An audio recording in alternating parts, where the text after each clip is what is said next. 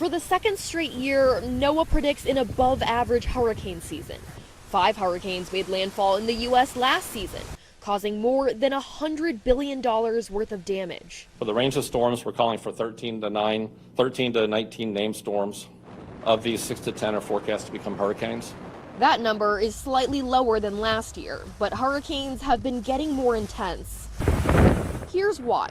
Warming waters energize storms, and experts say the ocean is now warming at twice the rate it was just 2 decades ago.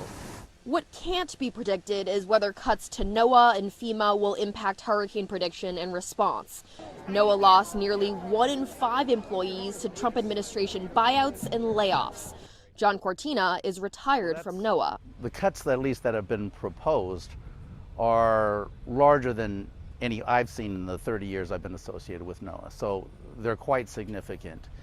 And therefore the impacts are expected to be quite significant. And CBS News has learned the acting head of FEMA just rescinded its strategic plan, a document that outlines its disaster relief priorities.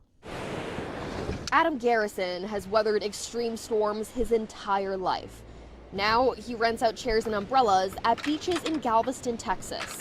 What's the revenue loss like on that side of things? Yeah, we'll lose thousands for sure. Karen Hua, CBS News.